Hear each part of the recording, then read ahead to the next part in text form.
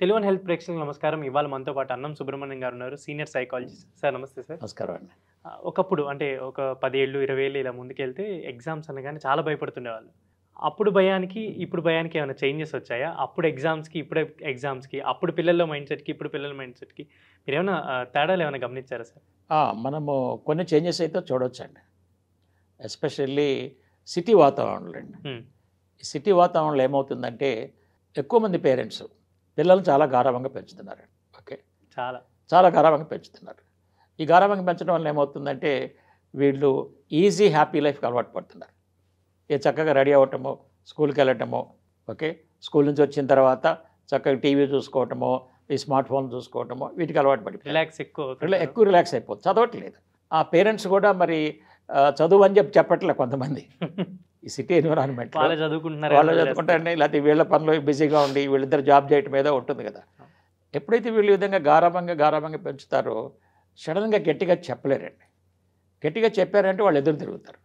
కొన్ని సందర్భాల్లో ఏమవుతుందంటే మనం చూస్తున్నాము, చాలా నెగిటివ్ యాక్షన్స్ కూడా, సూసైడల్ టెండెన్సీస్ కూడా డెవలప్ చేస్తున్నారు ఒకసారిగా మనం ఫోర్స్ పెట్టేదానికి.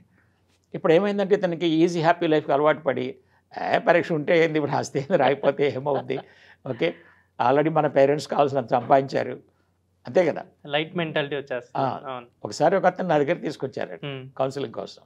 తీసుకొచ్చి వాళ్ళ ఫాదర్ ఏమన్నాడంటే, సార్ మా వారికి ఎట్లయినా సరే ఎంబీబీఎస్ సీట్ రావాలి, ఎంట్రన్స్లో మా వాడు పాస్ కావాలని అన్నాడు. మీరు కౌన్సిలింగ్ బాగా ఇవ్వండి కుర్రాడికి అన్నాడు. సరే, ఆ కుర్రాడు బిందాసుగా ఉన్నాడు, అసలు ఏమి టెన్షన్ కానీ ఏమీ లేదు. సరే, నేను అతను అడిగాను అనమాట, బాబు నీకు ఫస్ట్ ఇయర్లో సబ్జెక్ట్స్ మార్కులు ఎలా వచ్చినాయి ఒక్కో దాంట్లో అడిగాను అనమాట. చూస్తే అతనికి అన్ని సింగిల్ డిజిట్ మార్కులు, బాటనీలో 5, కెమిస్ట్రీలో 4 ఇట్లా ఉన్నాయన్నమాట మార్కులు. సరే, నేను ఆ కుర్రాడిని అడిగాను, బాబు అసలు నీ గోల్ ఏంటి అసలు చెప్పు కొంచెం అన్నా. అంటే అతను ఏమన్నాడంటే, ఏంటి సార్ నాకెందుకు సార్ గోల్ అన్నాడు. నాకేం అవసరం అన్నాడు. అప్పుడు అతనికి డౌట్ వచ్చి, కాదా చెప్పయ్యా నువ్వు ఏం చేయాలనుకుంటున్నావు ఏదని అంటే వాళ్ళ డాడీని పిలిచాడు. పిలిచి, డాడీ ఈసారి చూడేది నాకేదో గోల్ ఉండాలంటున్నాడు, మనకి ఇన్ని ఫ్యాక్టరీలు ఉన్నాయి, ఇన్ని ఇళ్ళు ఉన్నాయి, మనకి ఎంత రెంట్ వస్తుంది, ఇన్ని కార్లు ఉన్నాయి, ఇంకా నేనేమి సాధించాలి డాడీ అని అన్నాడు. మరి ఇప్పుడు నీకు ఎగ్జామ్ అంటే భయం ఉంటుందా? అస్సలు ఉండదు. ఏముంటుంది, ఎందుకు అవసరమే. క్యాజువల్గా వెళ్తాడు, క్యాజువల్గా రాస్తాడు, ఆయనకి పాస్ అయినా పర్వాలేదు, ఫెయిల్ అయినా ప్రాబ్లం లేదు, కావాల్సినంత సపోర్ట్ ఉంది. కాబట్టి జనాలకి ఏమైపోయిందంటే పేరెంట్స్ కూడా అర్థం చేసుకోవాలండి, మనం చదువుకుంటుంది జీవించడానికి, సరైన పందాల్లో జీవించడం కావాల్సిన నాలెడ్జ్ కోసం అండి, జ్ఞానం కోసం చదువుకుంటున్నాం.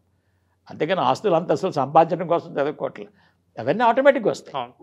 మీరు ఎప్పుడైతే మంచి నాలెడ్జ్ తీసుకుంటారో మీరు ఒక క్రమబద్ధమైన జీవితం ఉంటుంది, ఓకే, అప్పుడు మీరు మంచిగా ఉంటారు, మీ ఫ్యామిలీకి ఉపయోగపడతారు, సమాజానికి ఉపయోగపడతారు, అంతే కదా. అవును సార్. కాబట్టి దీనికోసం మనం పంపించాలి. అందుకని మేమేం చెప్తున్నామంటే, మీరు పిల్లలకి మీకు ఎన్ని ఆస్తులున్నా సరే మీరు చక్కగా వాళ్ళకి క్రమబద్ధమైన డిసిప్లిన్ లైఫ్ నేర్పండి.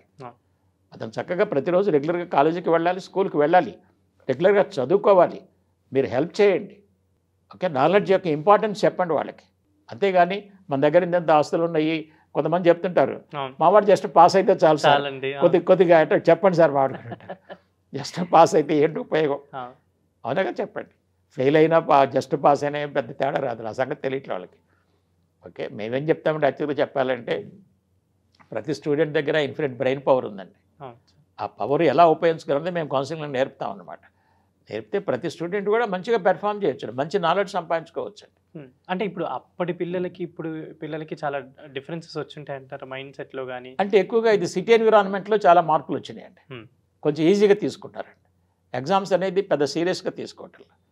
అప్పుడు మేము చదివితే ఇప్పుడు ఏంటంటే ఎగ్జామ్ చాలా సీరియస్ అండి. అవును, ఎగ్జామ్స్ వచ్చినాయంటే చాలు, ఇక 1 మంత్ ఎక్కడ నో డైవర్షన్స్ ఏమి లేకుండా చక్కగా ప్లాన్ చేసుకొని చదవటం మీదే ఫోకస్ చేసేవాళ్ళు. ఇప్పుడు అది లేదండి. ఇప్పుడు వాళ్ళు క్యాజువల్గా సినిమాలు చూస్తున్నారు, అంతా క్యాజువల్ అయిపోయింది అనమాట. కాబట్టి ఇది కరెక్షన్ జరగాలండి. కరెక్షన్ జరగకపోతే ఈ రాంగ్ సిటిజన్స్ మనకి సొసైటీలోకి వస్తారండి, వీళ్ళు వచ్చి ప్రాబ్లమ్స్ క్రియేట్ చేస్తారన్నమాట. Thank you sir. Thank you so much. Okay, thank you very much.